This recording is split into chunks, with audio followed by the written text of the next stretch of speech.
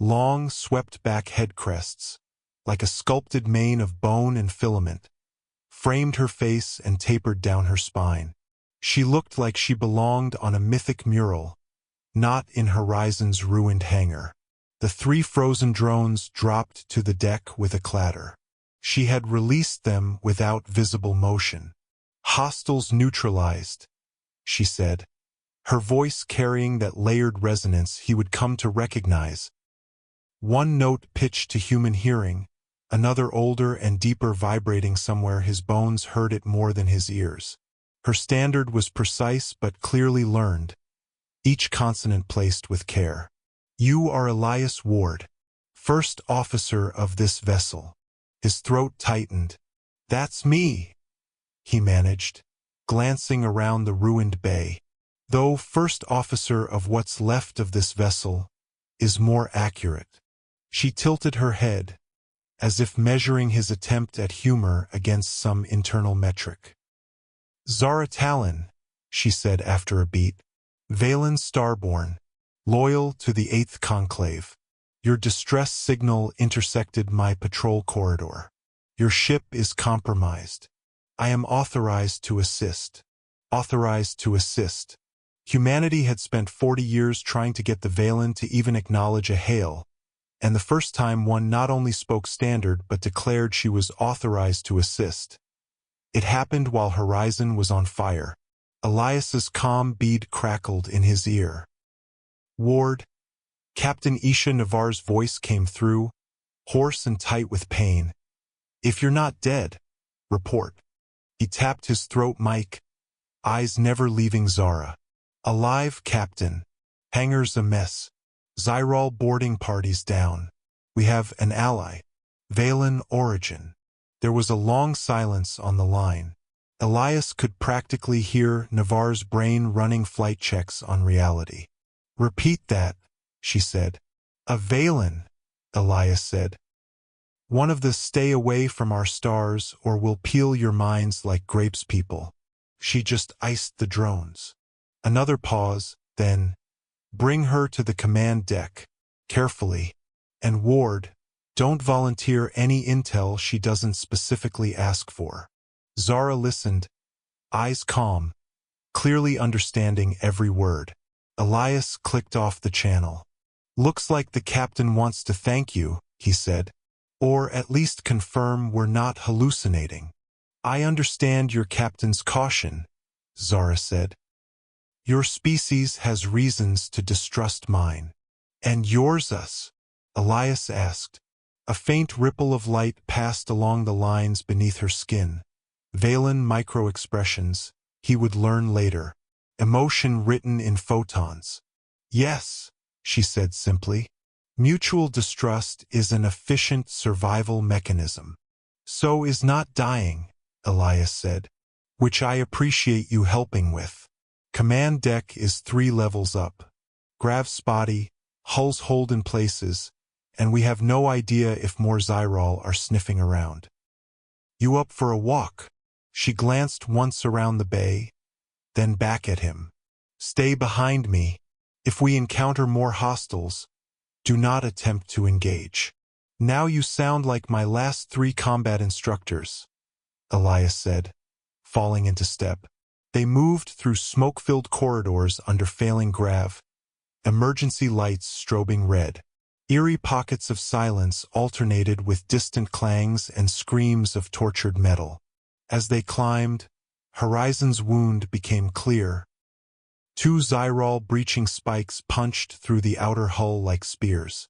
Casualties lay in alcoves where med teams had stabilized who they could, tagged who they couldn't. Crew stared as Zara passed. Some fumbled for weapons before recognizing Elias and noticing she wasn't actively tearing spines out. Others simply stared, wide-eyed, at the living myth walking their halls. On Deck 1, outside the command deck hatch, Security Chief Rana Delacourt braced her bulk against the bulkhead, plasma carbine ready. Her gaze flicked over Elias, then snapped to Zara. Every muscle in her broad shoulders tightened. "Ward," she said flatly, Why is there a Valen in my corridor? Because she saved our asses, Elias said. And the captain wants a word. Delacourt's eyes narrowed. She armed. Probably in ways we can't detect, Elias said before Zara could answer. But the rifle's the least of our worries. Zara held the plasma rifle by the barrel and extended it, grip first, to Delacourt. A gesture of good faith, she said. I require no physical weapon to defend myself. Delacourt hesitated, then took it, face grim. If she tries anything, Ward, you hit the deck. If she tries anything, Elias said. I doubt we'll get time to hit anything. The command deck was half dark, main holo displays flickering in and out, crew hunched over emergency consoles rerouting power, sealing bulkheads, fighting to keep horizon breathing. Captain Navarre stood at the center, one arm in a makeshift sling, her dark hair matted with blood.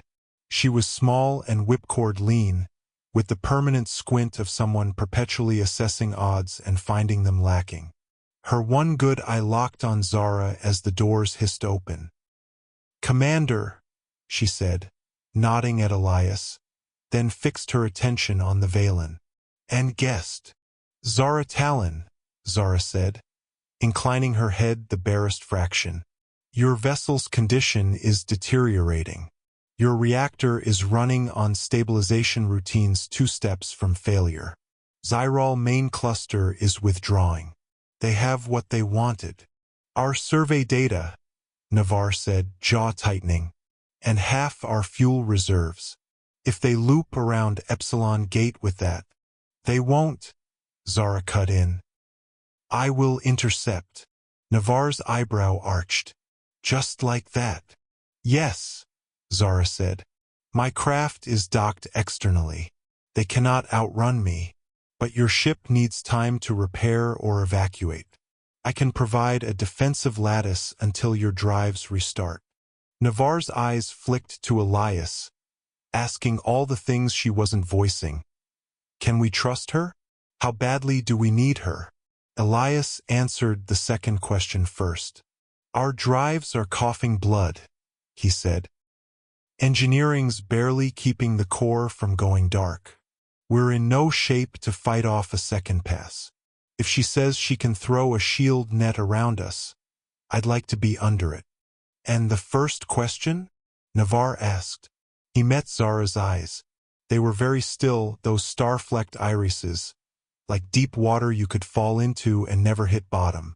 If she wanted us dead, Elias said, we'd be talking to whatever comes next already.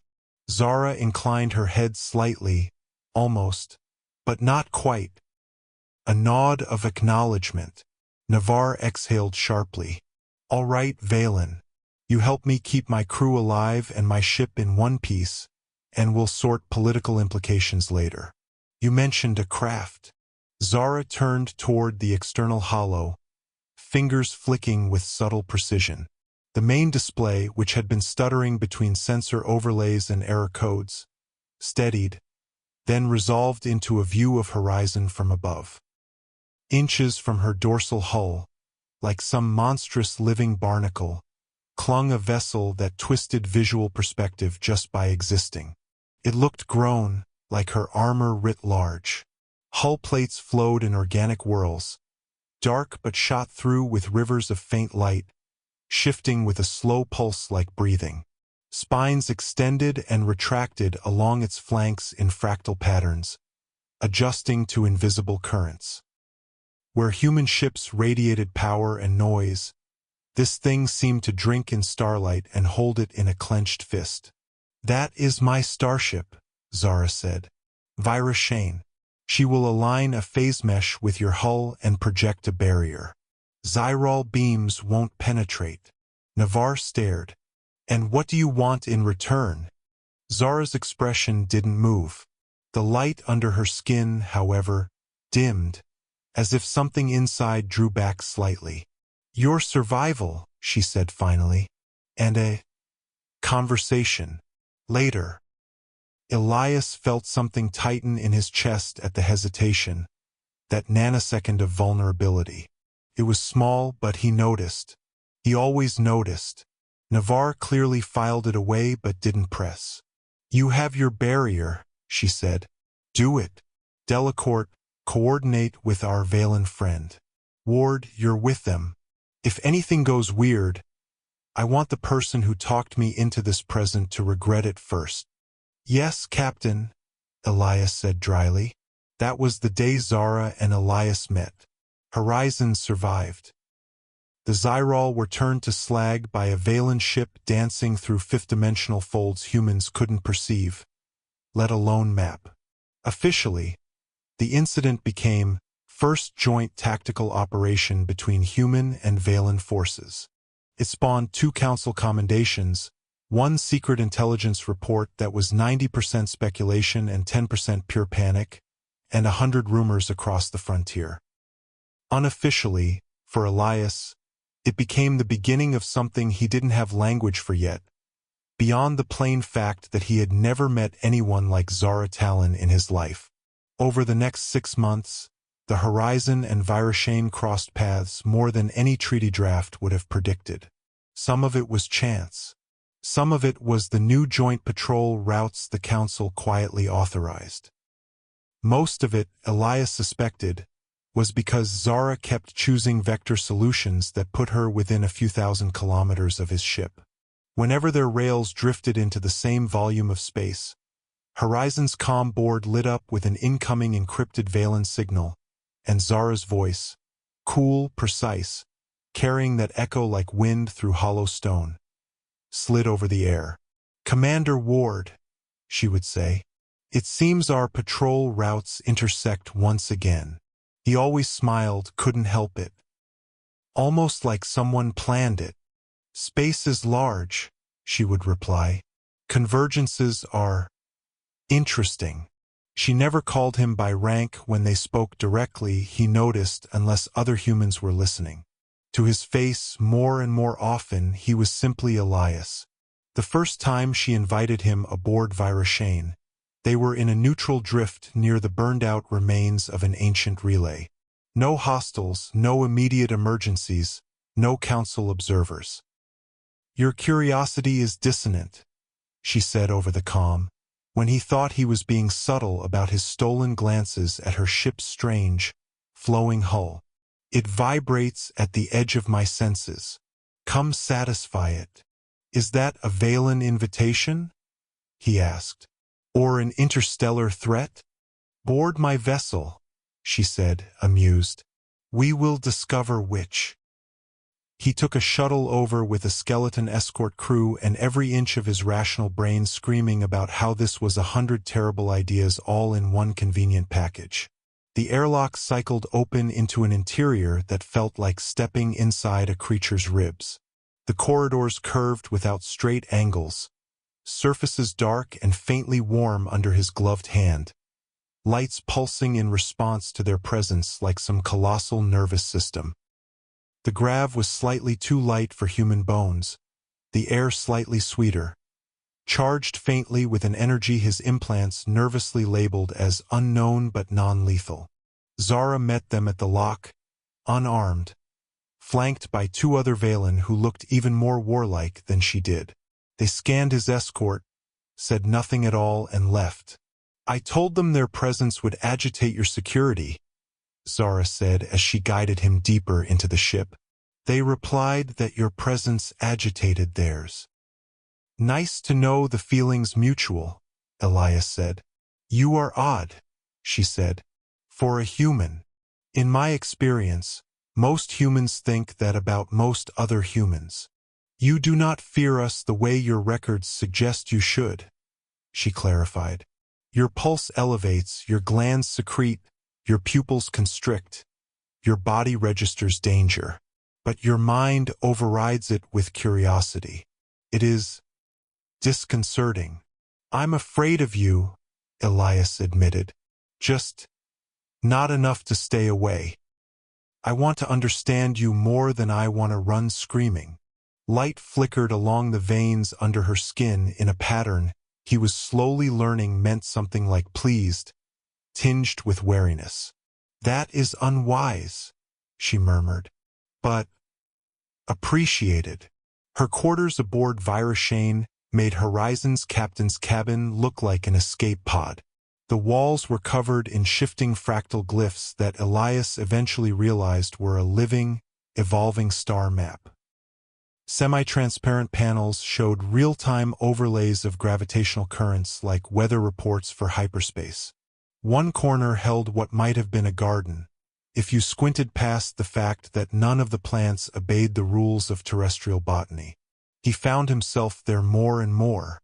Sometimes they spoke of war, campaigns she had fought on the far side of the galactic rim, battles he'd survived on the frontier. Sometimes of quiet things. The way station coffee always tasted vaguely of recycled air. Her first time seeing a blue-white main sequence star up close after a childhood under a red dwarf. He learned that Valen did not separate ship from self as humans did. Narration was not an it but a she, and to Zara, she was something akin to twin, comrade, and limb all in one. He learned that Valen experienced electromagnetic fields the way humans experienced music, and gravity wells as textures underfoot. He learned that her people fused with their ships via neural lattice when they came of age, rewriting their concept of self to include thousands of tons of living starbright metal. He learned that Zara, for all her deadly calm, laughed easily when something genuinely surprised her. It was a low, rippling sound, vibrating not just in the air but faintly in the hull around them, as if the ship laughed with her. He also learned, though it took him longer than it should have, that something shifted in those violet eyes whenever he stepped into her orbit. A subtle focusing, a deepening of attention. The microlights under her skin patterned differently when he was near, as if some bioluminescent instinct wanted to write his name in photons. The rest of the galaxy remained pointedly unaware of the slow, careful gravity well-forming between a human officer and a Valen starborn. Until the day the rift burned. The Heron Rift was a scar in space. A region of fractured subspace where ships vanished, signals died, and ancient probes returned twisted and wrong. For decades, no one went near it unless they had a death wish or a very good reason. The Zyrol swarm gave everyone a reason. They found a way to skirt the edge of the rift and built a weapons platform within spitting distance of its turbulence. From there, they could hit 3 trade corridors and half a dozen colonies with impunity. The Council called in every asset. That included Horizon. It also included Narration. They met at the edge of the rift, human and Valen fleets forming an uneasy cordon. On telescopic view, the Zyrol platform looked like a black crown of knives, wedged between reality and the place where physics went to die. Command briefings were brutal. This close to the rift, jump tech was unreliable. Shields flickered. Sensors lied. Whoever went in couldn't count on a clean way back. "I'll take a strike wing in," Elias said before Navarre could finish asking the question. "We thread the comm pockets, hit their reactor node, and bail before the rift eats us. Or before the Zyrol do," Delacourt muttered. Navarre's gaze flitted from Elias to the tactical hollow, then to the small Valen icon representing Narration. "Zara." Her face appeared, projected above the table. "Your craft are not designed for this environment," she said. "Our hulls are." The rift's distortions resonate with Valen field physiology. "I will go." "Alone?" Navarre asked.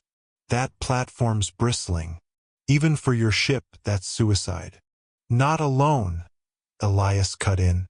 "My wing rides her wake." Navarre swore under her breath. "You two are trying to give my stress ulcers. You need a vector that hits hard and fast," Elias said. "She can carve the path. We can carry the payload." He could feel Zara's gaze on him through the hollow like a touch. "Your odds of survival decrease by 43% if you accompany me," she said softly. My odds of sleeping at night decrease by 100 if I let you go in alone, he shot back. The tiniest quirk touched the corner of her mouth.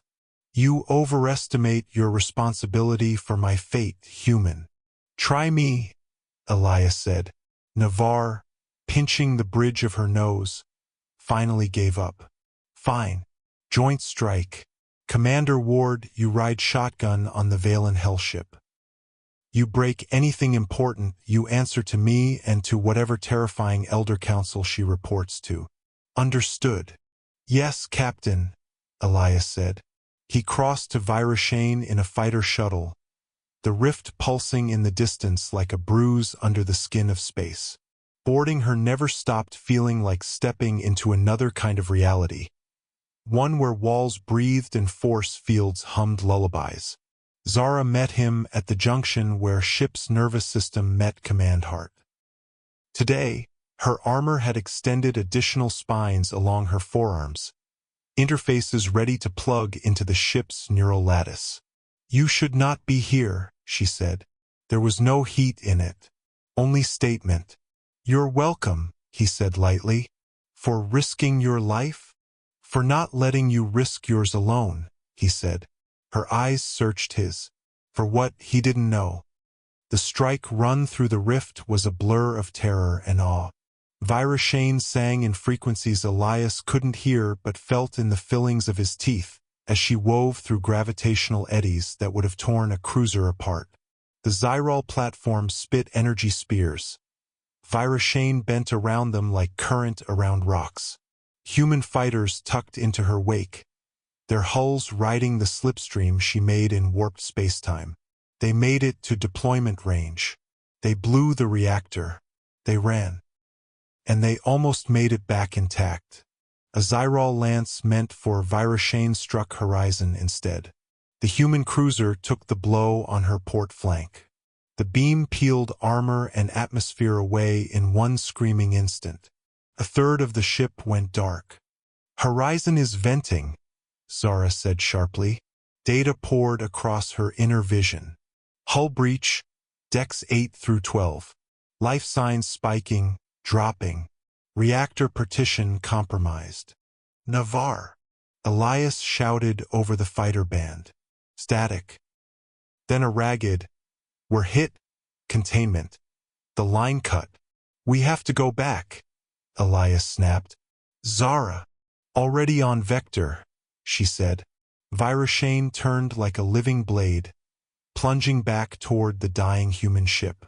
The rift's pull clawed at her hull, but she held course through sheer, stubborn will. Zara's will, fused at 1,200 points of contact. The Zyrol platform blew itself apart behind them, overloaded reactor finally giving. Shockwaves chased them, distortions rippling through already wounded space. Virashane slammed into Horizon's shadow and extended docking tendrils like reaching roots, anchoring herself to human metal. We cannot hold her together long, Zara said. Her superstructure is tired. Tired, Elias said, incredulous. She has been hurt enough times that even movement is a negotiation, Zara said. We will evacuate who we can. The rest is beyond us. They worked like people possessed. Valen grappling arrays bridged fractures Horizon's own fields couldn't span. Humans and Valen both opened hatches that had never been meant for cross-species traffic and pulled terrified officers and civilians through. In the end, they saved 2/3 of the crew. In the end, Horizon had to be let go. Elias watched on external view as Navarre, arm still in a sling, stood alone on the bridge as they jettisoned the core. The ship he had served on for 8 years became a bright, brief second sun. Her final breath a wavefront that pushed the rift's turbulence back for a heartbeat. The wave slammed Virashane like a fist. Systems screamed. Gravity twisted. The ship shuddered as if in pain. Zara tore the connection from her neural spine and staggered in the command cradle. The bioharness peeled away with strands of light. Elias was there before she could fall. Her weight sagged into him, heavier than she looked, his arms wrapping around opalescent armor. For a flicker of a moment, ship and pilot, human and Valen, grief and survival all compressed into one shared, breathless instant. Then it passed. She straightened in his hold, and he let go. After, in the councils and tribunals and hushed intelligence briefings, the destruction of Horizon became a line item in a report. A tragic but operationally acceptable loss. A bullet point in the long history of near-apocalypses averted. For Elias and the survivors, it was losing a home. For Zara, it was witnessing the death of a human ship that had, somewhere along the line, become more than the vessel carrying an interesting biped. In the drifting aftermath, with survivors transferred to other cruisers and Narration in a repair cradle over a council station, Elias found himself floating in a strange limbo. He had no ship, no captain, no clear orders that came down from a familiar chain of command. He did, however, have an open invitation to the Valen sector of the station, transmitted in that precise voice he knew too well. Elias, Zara's message said, dispensing with rank entirely. Narration is in dry dock. My duties are light. I would appreciate your company. He went. Her temporary quarters on the station were a compromise between human architecture and Valen preference. The walls didn't quite breathe, but they hummed faintly with embedded biocircuitry. The lighting was too dim for human eyes, too bright for some Valen. A small section of the bulkhead was open to the naked vacuum of space behind a Valen field no human engineer could replicate. A soft, shimmering skin of force that kept the lethal emptiness at bay while letting photons and particles whisper through. She stood at that field, one hand lifted, fingers almost touching the wavering barrier, eyes on the stars. Without armor, she looked even more alien and more fragile at once. The bioluminescent lines under her skin were clearer, threading her like constellations. When she turned at his entrance, something inside him tightened. There was a thread of weariness at the edge of her posture he hadn't seen before. Elias, she said. No title, but her voice warmed around his name just slightly. Hey, he said softly. How's Narration? She complains, Zara said, and a tiny smile ghosted over her features, which means she will recover. The repairs offend her sense of symmetry. He huffed a short laugh, then grew serious. And you? Her gaze flicked back to the stars beyond the field, then to him. She gestured to a low, grown seat shape that extruded from the wall and another opposite it. He sat. She settled with that strange, coiling grace that always made him think of a restrained storm. Your people held a memorial, she said slowly, picking through unfamiliar cultural vocabulary. For Horizon. He nodded, jaw tightening. We did. Navarre transmitted her last logs before the blast. We read names, launched a plaque into the rift, told stories we'll only tell each other. I watched, Zara admitted quietly, from the observation gallery. I did not enter. It felt intrusive. It wouldn't have been, Elias said. You were there. You helped us save who we could. Her eyes lowered. I could not save your ship. Neither could we, he said. Sometimes saving the people is the only win left on the table. Silence stretched between them, not uncomfortable but heavy. Elias, Zara said at last, and something in the way she shaped his name made his pulse lurch. There is a matter I have delayed addressing. I can delay it no longer. Not if we continue as we have. He straightened. That sounds ominous. It is significant, she said. Among my people. Among my kind in particular. She rose smoothly and walked closer, stopping within arm's reach. He could see faint data glyphs flickering in her eyes, as if internal systems were feeding her scripts she was actively discarding. When Valen choose, she began slowly, we do not choose lightly. You know, we bond with our vessels, integrate them into self. That is not our only form of binding. He held still, barely breathing. There is another, she said, older than starflight, older than the conclaves. We call it Silidon. It translates poorly. Your people approximate it as mate or life bond. She almost stumbled over the human term, as if tasting something foreign. His heart hammered. I've read bits, he said carefully. Rumors. Your physiology files are mostly black ink. Something about neurochemical imprinting, emotional exclusivity. Your people don't really, date. No, she said simply. We do not date. When a Valen forms a Silidon bond, it is singular, unidirectional until it is mutual. Once mutual, it is permanent. There is no second choice, no next. Her eyes held his, unblinking, star-flecked and suddenly terribly vulnerable. One. A quiet hum built in the walls, as if the room itself listened. Okay, Elias said slowly. So if a Valen chooses someone, it is not a casual choice, she said, cutting him off gently. It changes our neurology, our biochemistry, our perception of self. The chosen becomes that axis around which many things orient. Even if unreciprocated, it does not fade. We do not move on. We compartmentalize. We endure. But we do not ever replace. He swallowed. His mouth had gone dry.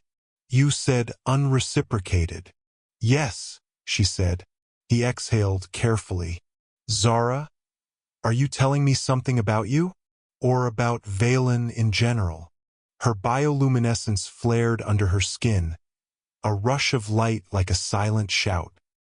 When she spoke, her voice had lost some of its usual iron control. My species mates for life, human, she said. The word human came out not as an insult but as something almost tender. One bond, one chance. I am telling you because that bond is under threat of forming. He stared, stunned. Under threat, he echoed weakly. She took a small step closer, as if distance made speech harder. I did not intend this, she said. I did not seek it. Your species is, statistically, historically, a poor vector for such an attachment. Short-lived, culturally volatile, emotionally messy. The faintest hint of wryness bent the last word. But we do not choose with our rational mind. Not entirely. He found his voice. Zara, do not interrupt, she said softly. I must say this while I still have the courage. He closed his mouth.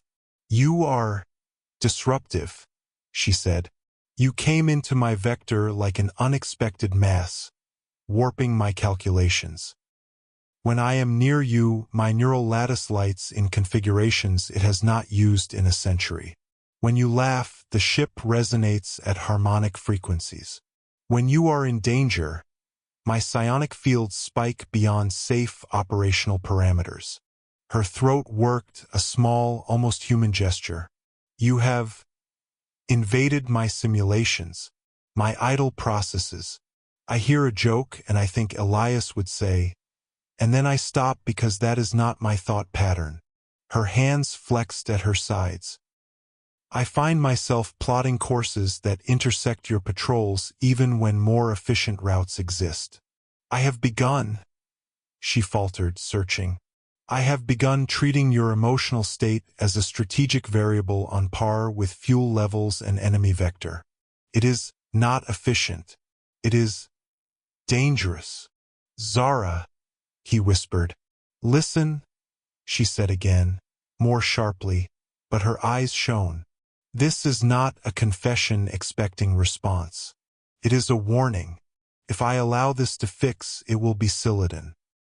I will not be able to unmake it. You are human. Your lifespan is a fraction of mine. You may choose and unchoose as your people do. My kind does not. Her fingers trembled once, then stilled. One kiss, she said, and the room seemed to narrow down to the space between them. For my species is not trivial. Our skin, our mouths, our psionic fields, we interface deeply through contact. One kiss will bond us forever. Neurologically, emotionally, I will love no other once that trigger is pulled. Ever. She let the words hang, heavy as superdense matter. I tell you this because there is a threshold approaching, she went on more quietly. The bond is nearly formed regardless. I could perhaps fracture it now. It would damage me, but I would recover. If we cross the line, if we share breath, merge fields, taste, you will be central. Until I end. She took another breath, slow, steady, as if bracing for impact. I am giving you a choice, she said. Refuse and we will step back. I will hard partition this attachment. I will do what my elders will advise. Withdraw from contact until the neural patterns decay as much as they can. It will hurt, but you will be free. You will not carry the weight of my species' biology on your ephemeral shoulders. She swallowed. Accept and I will be yours. In a way no human cultural contract approximates. You may leave, may change, may die. I will not. Not from this. My conclave would consider such a bond with an alien extremely unwise. They might question my judgment. Yours will likely call it reckless. You will be tied to a being who will still be alive and loving you when your sun has barely flickered. His heart was pounding so loud he was certain she could hear it. You expect me to refuse, he said quietly. It wasn't a question. She held his gaze. There was no attempt to disguise it. Yes. Why? Because you are not a fool, she said. And only a fool would consent to that kind of asymmetry. I do not wish you to be bound to something you cannot truly understand the duration of. I do not wish to see regret in your eyes when your body changes and mine does not. Her voice dropped, roughened. I would rather endure this alone than cage you. He stared at her, this deadly, brilliant, luminous creature who had torn ships apart with thought and navigated horrors that would break sane minds, standing perfectly still as she offered him her whole self and fully expected him to be wise enough to say no. He thought of the first moment in the hangar, of her hand almost touching the vacuum field a few minutes ago, like she wanted to step outside and dissolve among the stars rather than feel this. Of the battle in the rift when she had turned back for Horizon without hesitation. Of late nights aboard Narration, when she had listened seriously to his complaints about station coffee and replied with equal seriousness that Valen nutrient paste was objectively worse. He realized, with a clarity that felt like it had been waiting in him for a very long time, that there was no diagram where he walked away from this and remained himself. Zara, he said, and now his voice shook. Look at me. She did. It felt like being pinned by gravity wells. You think I haven't known? He asked softly. Not the biology details. Not the one kiss and you're doomed thing. But us. Whatever this is. A flicker of confusion crossed her face. You knew. Maybe not in your language, he said. But in mine? I knew the first time you cut power to your own engine so Horizon could siphon enough to limp to port. The first time you let me see you jacked into Narration. The first time you told me something your people would probably classify as state-secret childhood memory. He took a small step into her space. I have been yours, he said. Since you dropped those drones in my hangar and looked at me like I was a problem worth solving. Light flared under her skin, uncontrolled, like lightning behind clouds. Elias, she whispered. It was almost a plea. Do not. You're giving me a choice, he said. Like you're the only one with something irreversible on the line. But I crossed my line a while ago. Humans don't mate for life the way you do, biologically. We can fall in love more than once. Our bonds can shift. But that doesn't mean we don't know when we've found the one we'd like to be stupid for. Her breath hitched. He moved a fraction closer again. They were almost touching now, the faint corona of her psionic field prickling against his skin like static. You warn me about your forever like it's a threat, he said. To me, it sounds like an honor. Her hands curled into fists at her sides. You do not understand the duration. I will watch the drift of your cells, the slowing of your impulses. Your hair will lose pigment. Your joints will ache in storms. You will become fragile in ways my species does not. I will not. I will remain. You will die, and I will carry this. She touched her chest lightly. For centuries after. Then you won't be alone with it now, he said. Let me carry this with you while I can. Her breath shuddered. You will regret, she whispered. One day, when your peers are with humans whose bones do not resonate with alien frequencies. When your body aches from adjusting to my grav fields. When your career is sidetracked by observers who see you only as the human who chose a Valen. He smiled a little crooked. Zara, my career got sidetracked the first time I stepped foot on your ship. There were memos. That startled a short, breathless laugh out of her. Half sob, half amusement. The sound cracked something in both of them. You deserve a simple life, she said. A partner whose biology you share.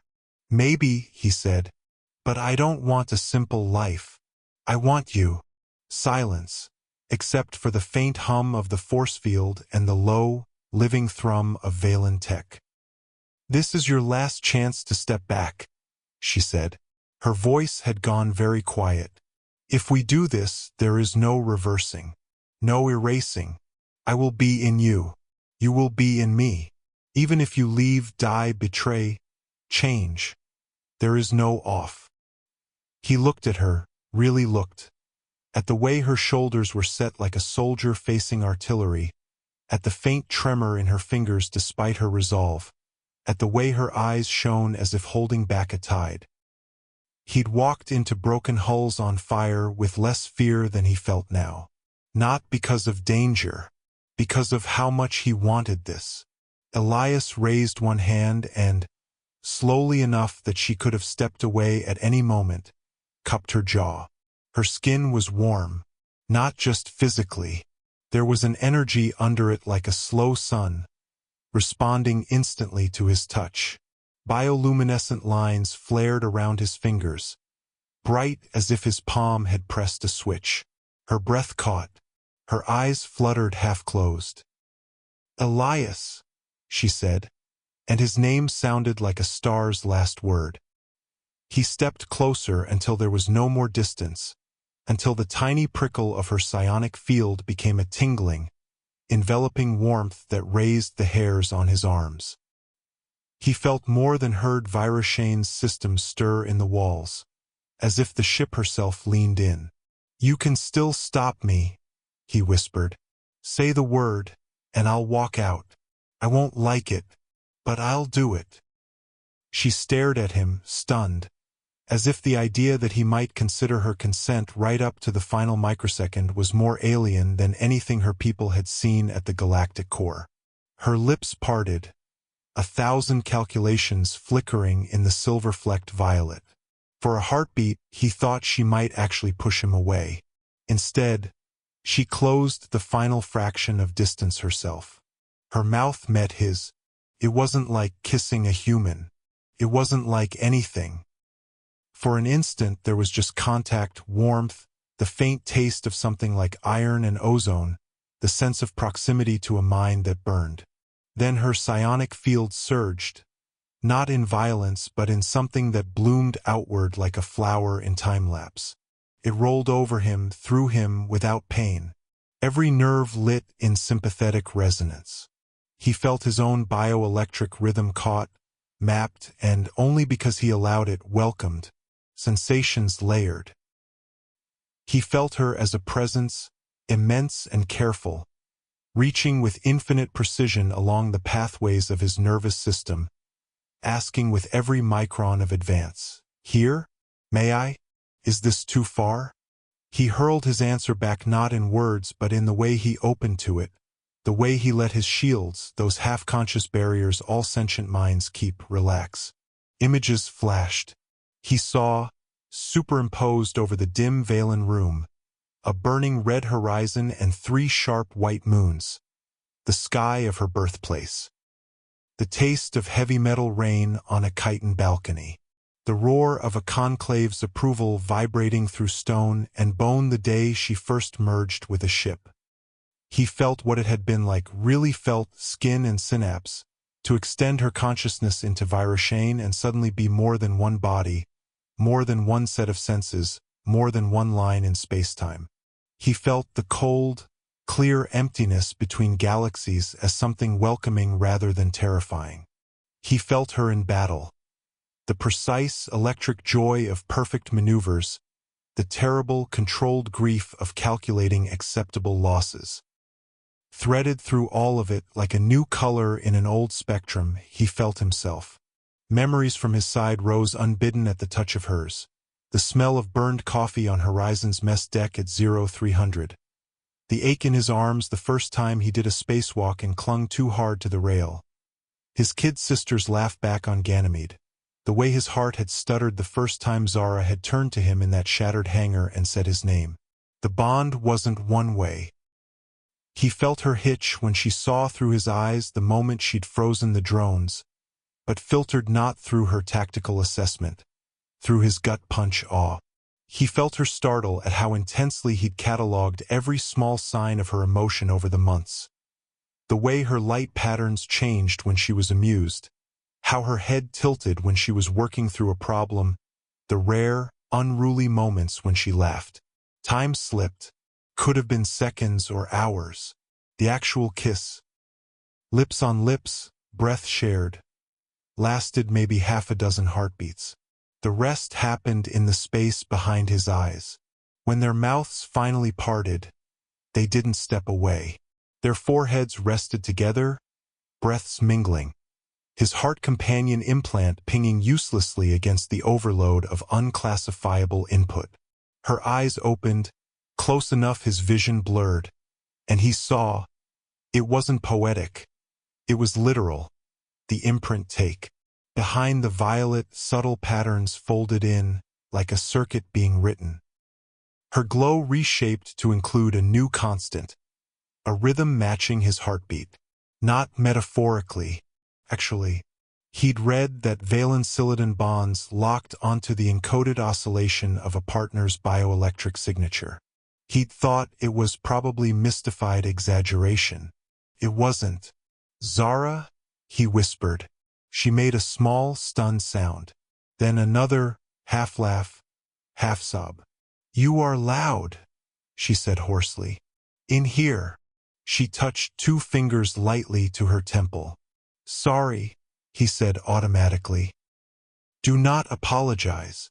Her hand came up, cupped his cheek in mirror of his earlier gesture.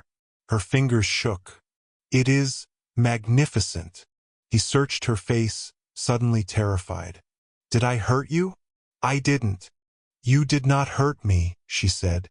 "Elias, I am trying to find sufficient equivalencies in your language.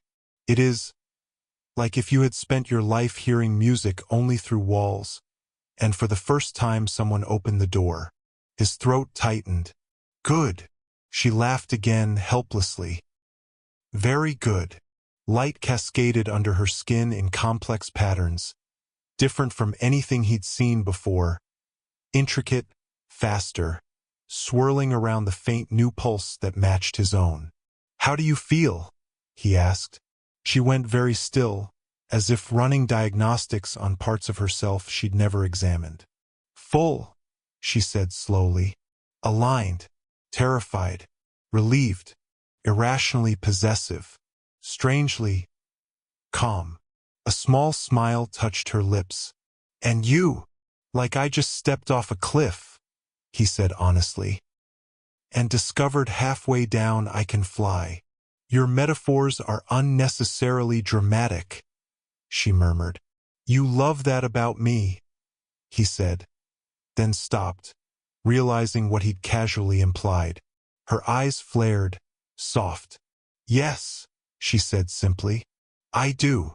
It hit him then, not in flashes and psionic overlays, but straightforward and human, that he had just tied his existence to someone who could pull starships apart with thought and who would remember his worst haircut in 1,000 years if she wanted to. Weirdly, he felt fine about it. She must have caught the shape of that realization because her mouth curved wryly. "You are taking this with unsettling equanimity," she said. "Give me an hour," he said. "I'll probably be over in a corner hyperventilating." "I would prefer you did not," she replied. "Your oxygen exchange spikes stress the bond in these early moments." He blinked, then laughed helplessly. "You can tell when I'm hyperventilating now." "I can tell when your sinoatrial node misfires," she said. "Do not attempt to outdrama my biology, human." He reached for her hand, threaded his fingers through hers. They fit imperfectly and perfectly at once. "So," he said after a moment, voice soft, "you said one kiss would bond you. What about me?" She studied him, her field brushing his skin like a question. "Humans are plastic," she said thoughtfully. "Your neurology allows multiple deep attachments. You will feel effects. Already, your mirror neuron clusters are lit in patterns that suggest imprinting. But your culture, your body, you could, in theory, form another bond if I died. Or if you chose. I will not." "And if I don't want to?" he asked. "If I'm good with this one?" Her fingers tightened fractionally around his. "Then," she said softly, "we are mutually doomed." "Romantic," he said. "In my tongue," she murmured. "It is." The conclave's reaction came 3 days later. By then, Elias had discovered that being psychically bonded to a Valen meant a number of adjustments. For one, he couldn't lie to her. Oh, he could choose not to speak. He could misdirect with words. But his emotional state hummed along their shared channel. If he said, "I'm fine," while his gut twisted, she felt the twist. For another, being apart physically did not mean being alone. When he lay in his temporary bunk on the station, he could feel her somewhere else in the habitat ring, like a steady low note under the hum of life support. When he closed his eyes, he sometimes saw what she was seeing. Stars through the scaffold of repair drones over Virashane's hull. The conclave's distant spires in memory, alien constellations. It wasn't intrusive. It was more like having a second window open in the background of his mind. Zara, used to the far more invasive intimacy of shipmerge, was scrupulously careful not to push. She kept her side of the bond featherlight, sending only small touches. A brush of reassurance when he forgot Horizon and Navarre were gone and reached for routines that no longer existed. A silent pulse of amusement when Delacourt's security reports exaggerated Valen threat levels to absurd degrees. On the morning the conclave's representatives arrived, that background presence sharpened with tension. They met in a council chamber grown specifically for Valen comfort. High domed ceiling, walls that could interface directly with Valen neural ports, no external windows. To human eyes, it looked like a cross between a cathedral and the inside of a seed. 3 Valen elders waited at the far end, their head crests taller and more elaborate than Zara's, their bioluminescence dimmer but deeper, like banked coals. Humans, including Elias, sat on one side of a semicircular arrangement, Valen on the other. Officially, the conclave was there to discuss joint operations and the aftermath of the Rift assault. Unofficially, The air vibrated with curiosity and disapproval aimed squarely at the intense, invisible line between Zara and Elias. Elias could feel them through Zara, their minds like vast, slow rivers compared to her swift current. They did not touch him directly, that would have violated more treaties than he could count, but the weight of their attention pressed nevertheless. One of them, a female whose crest bore rings of inlaid metal that caught the chamber's soft light, spoke first. "Zara Talon," she said, her voice a chord instead of a single note. "You have entangled yourself." "Affirmative," Zara replied calmly. "With Elias Ward of soul-born humanity. You initiated Silladin with an alien," the elder said. It wasn't quite accusation, more astonished fascination. Without petition, without conclave council. Zara's internal field sharpened, but her external demeanor remained composed. "Silladin is not subject to council or petition," she said. "It is older law. Older law assumes conspecific pairing." Another elder remarked dryly, "You have always misinterpreted flexibility as permission, child." Child. Elias almost choked. Zara, who had centuries on him, was child to these beings. "You disapprove," Zara said. "No apology." "We observe," the first elder corrected. "Disapproval is inefficient. Evaluation is necessary." A third elder, silent until now, turned her gaze, luminous, old, and frighteningly sharp, on Elias. "Human," she said. "Step forward." Zara's field spiked. "You will not touch his mind," she said, voice suddenly granite. "The bond is mutual. You go through me." The elder's head tilted. "Protective. Invested," Zara said. Elias, heart hammering, stepped forward anyway. "It's all right," he murmured to her along their link, amazed at how easily the mental word formed. He wasn't sure if she heard the phonemes or simply the intent. "Let them look. You lack comprehension of their scale," she sent back.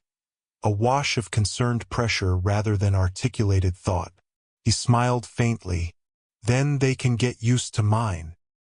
Aloud he said, "I understand this is irregular, maybe alarming.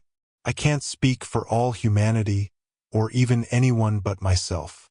But I walked into this with my eyes as open as I know how to make them.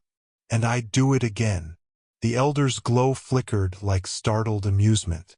"You accept permanently asymmetrical bonding with little hesitation." "I accept loving someone who will outlive me," he corrected gently. "That's not new. Humans fall in love with people older than them, with people whose jobs might get them killed, with people who'll leave. We do it anyway. Sometimes it ends well.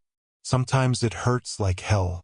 But we don't usually ask our hearts to run those numbers before deciding." "One might argue your species should," the elder said. "One might," Elias agreed. "But then you wouldn't have met us." He felt Zara's urge to laugh and swallow it, her pride and fear tangling into something fierce. The elders regarded him for a long moment. Then, softly, one of them asked Zara a question in their own language. A wash of tones and field shifts Elias couldn't parse, though he caught an echo through the bond. "Why this one?" Zara was very still. Then, deliberately, she answered in standard. "Because he argues with me," she said. "Because he treats my decisions as contestable, not decrees. Because when I say, 'My species mates for life,' he hears not warning but offer. Because when ships burn and space tears, he does not flinch from me. Because his mind is loud and irrational and full of patterns mine would never make. Because I choose him." The elder's light flared, dimmed, steadied. "Choice," one of them mused. "Always your vector." "Always," Zara agreed. "The council's human representatives. who had sat very still during this exchange, finally stirred. Admiral Sato leaned forward, gray eyes sharp. "From our perspective," Sato said carefully, "this bond could either be a diplomatic time bomb or the best stabilizing influence in Valen-human relations we've seen in 50 years. I'm inclined to treat it as the latter unless you give us reason not to." The first elder's lips, if they could be called that, curved faintly. "You would weaponize affection." "We weaponize everything," Sato said dryly. "But I also happen to like Commander Ward, and if you hurt him, I will personally arrange for every Valen ship within 2 parsecs to experience what it's like when humans overreact." A soft murmur rippled through both sides of the chamber. Valen elders looked amused, humans uneasily impressed. The elder inclined her head. "There will be observations," she said. "Data collection. Valen have never before recorded a Siladin bond with an alien. Conclave interest is considerable." "Understood," Elias said. "As long as you remember I'm a person, not a lab rat." "Valen do not experiment on Siladin bonded," the elder replied. "We observe, we learn, we mitigate potential instabilities." Her gaze cut to Zara on that last word. "Instabilities," Elias said, wary. "Siladin amplifies certain drives," the elder said. "Protectiveness, aggression in defense of the bond, obsession in human terms. We will want to ensure our starborn does not, for instance, vaporize a council station because you are jostled in a crowd." "Zara wouldn't," Elias began. Zara made a small, conceding motion with her hand. "The elder is not entirely wrong," she said. "My threat assessment matrices have recalibrated around you. I do not intend to vaporize anything. But if you were harmed, my response patterns might bypass usual checks." "That's comforting," Elias muttered. "You bind yourself to a predator," the elder said calmly. "Do not be surprised she bites. Good thing she's on our side," Elias replied. "Today," the elder said mildly. Zara's field snapped, sharp as a whip. "Always," she said. Elias glanced sidelong at her. Something in his chest twisted with fierce, stupid affection. The discussions dragged on another 2 hours, full of conditions and compatibilities, mutual reassurances drafted in careful language. None of it changed the essential reality.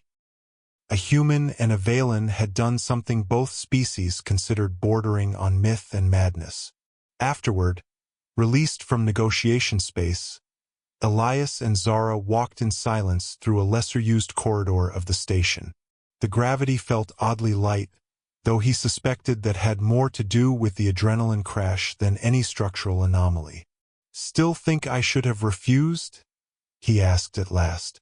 "Yes," she said, without missing a beat. He barked a laugh. "Honesty. Nice. I think you should have refused because I care for your continued comfort," she said.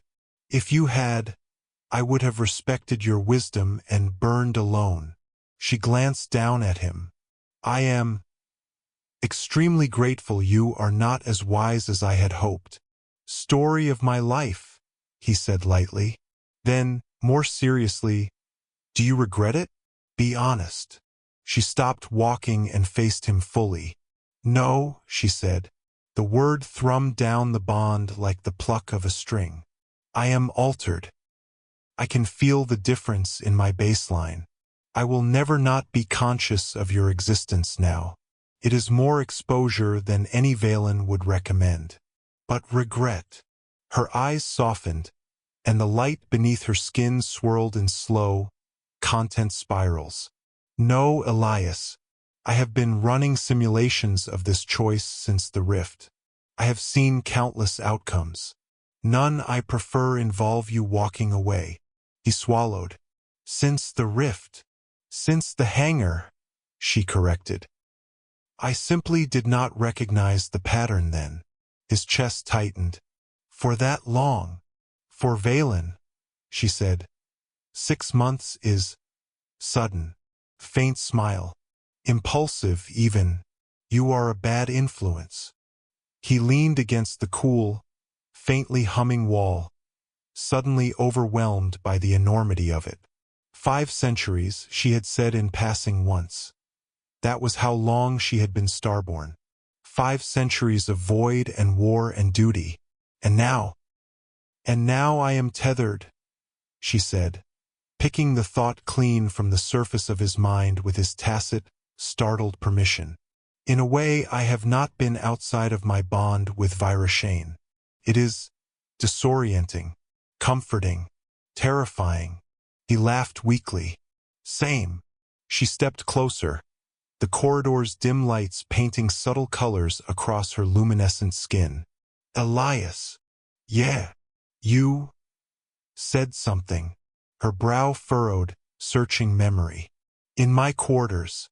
Before. He knew what she meant. Heat rose in his face. I said a lot of somethings. You said, I have been yours since we met. Her eyes held his, impossibly earnest. Was that dramatization? He exhaled, slowly. No. She processed that bioluminescence flickering. Then, she said very quietly, we have been orbiting the same center longer than I allowed myself to see. Elias reached up. Still slightly strange, reaching up to someone taller, stronger, older by centuries, and rested his palm just over the place on her chest where her glow pulsed in time with his heartbeat. I think, he said, we both have. Her hand came up, covering his. Her fingers tangled with his, careful despite the strength he knew she possessed. Human hearts are fragile, she said. Squishy. Small. There was a faint quirk at the edge of her mouth. But very loud. Glad to know mine's making an impression, he said. It is making many, she replied. Life moved on. Because that was what life did, even when people did mad, mythic things. Elias took a new posting, liaison officer between the Council's Joint Operations Command and the Valen Conclave.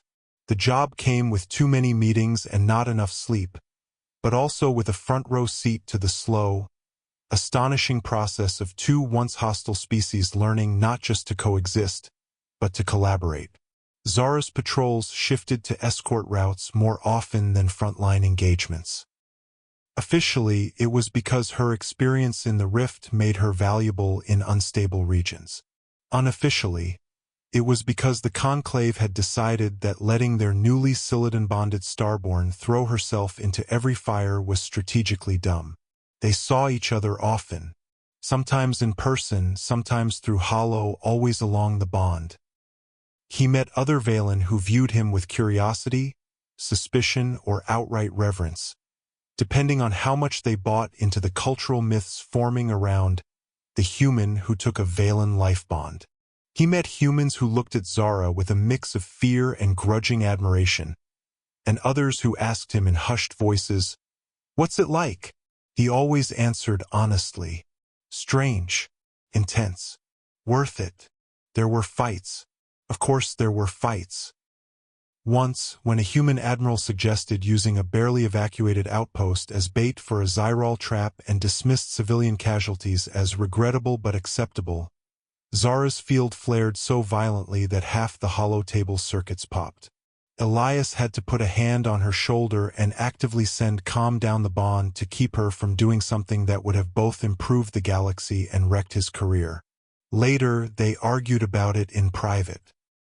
She accused him of valuing abstract principles over immediate lives. He accused her of underestimating the political backlash if she'd torn the Admiral's mind out through his eye sockets like she'd clearly wanted to. Their voices rose. Their fields clashed. The bond held. After, when they'd run out of angry words, he found himself sitting with his back against her ship's inner hull, Zara beside him, both of them breathing hard. Without speaking, they reached between them and let the link steady. His anger bled into her resolve. Her searing protectiveness cooled in his more granular calculus. "I do not like being moderated," she said eventually, "Rai." "I don't like needing it either," he said. "But we're better when we keep each other from tipping too far." She considered that. "Balance," she said slowly. "Curious. Healthy," he said. There were also quiet moments. Between crises. Between patrols. Between the 1,000 obligations of lives spent on the knife edge of politics and war. They spent one such moment in Virashane's observation blister, a bubble of transparent force field jutting from the ship's hull like a soap bubble from a faucet. No gravity, just a handhold and a 360-degree view of nothing and everything. Elias floated, one hand hooked through a loop, the other linked with Zara's.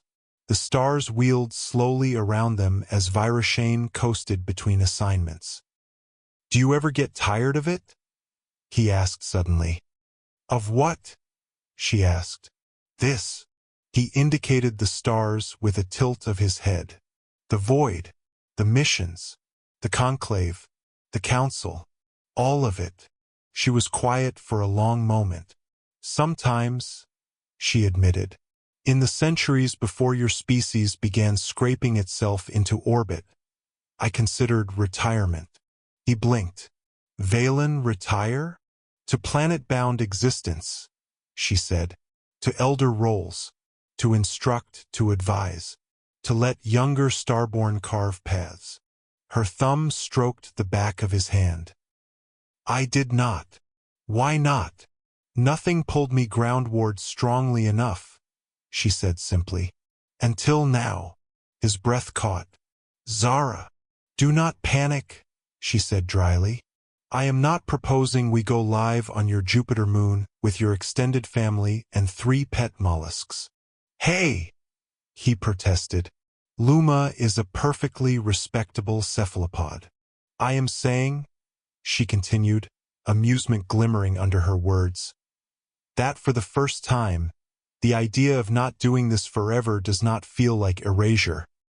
Not immediately, not now, but eventually, when your small, loud heart has flickered and gone still." Her fingers tightened involuntarily around his. He felt the spike of pain and love in equal measure. "I may choose to lay my hull down, to take a ground name again." He frowned. "Wouldn't that be like cutting off a limb?" "Yes," she said quietly. "But sometimes limbs are lost. Sometimes we grow differently." He turned in the slow microgravity to face her fully. "You do that because of me?" "Not only because of you," she said. "Because of what knowing you has opened. Because my perspective has shifted. Because the vector of my existence has bent." A faint, rueful smile. "You have a way of doing that." He swallowed hard. "I don't know if I want that for you." "It would be my choice," she said.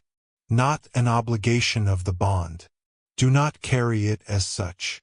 He exhaled slowly. "Okay, I won't. I'll just hold it. With you." "You are very poor at not carrying things," she observed. "Pot, meat, kettle," he said. "Years passed. Humans measured them in decades. Valen in patrol cycles and conclave convocations. The rift was stabilized, then shrank. The Zyrol swarm fractured. New fronts opened with new species. Old enemies became uneasy allies. Elias aged, not all at once, not dramatically, but in 100 small ways that Zara, with her extended baseline, noticed like microfractures in a hull. He grayed at the temples first. Lines settled around his mouth and eyes, carved by laughter and sleeping too little. His reflexes dulled by milliseconds. His joints complained about 3G maneuvers in ways they hadn't before. Zara watched. She did not flinch exactly, but the bond thrummed with her awareness. Once, He caught her looking at him with an expression so raw it made his chest ache. "What?" he asked, smiling to soften it. She hesitated.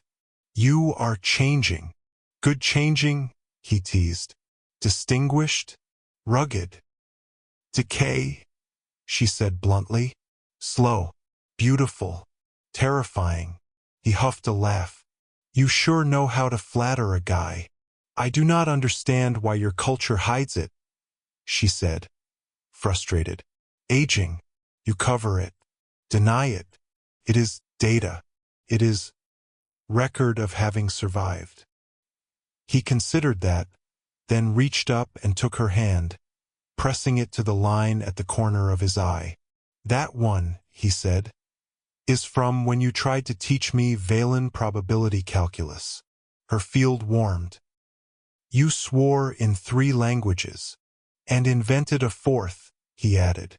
"I think the council linguists are still confused." "This one?" she murmured, tracing another crease at his mouth with a thumb, "is from when you laughed so hard coffee expelled from your nose and the mess hall applauded." "That was mostly pain," he protested. "Still a survival event," she said. They catalogued his lines together, mapping them to memories. His body became a journal they both read. When his first cardiac arrhythmia hit, she felt it before he did. He was on a shuttle between the station and a council ship when his heart stuttered. For a moment his vision fuzzed. Pain lanced down his left arm. Then Zara was there. Not physically, but in his mind like a flare. "Elias." Her voice snapped through the bond, laced with panic he had never heard from her. "Sit down.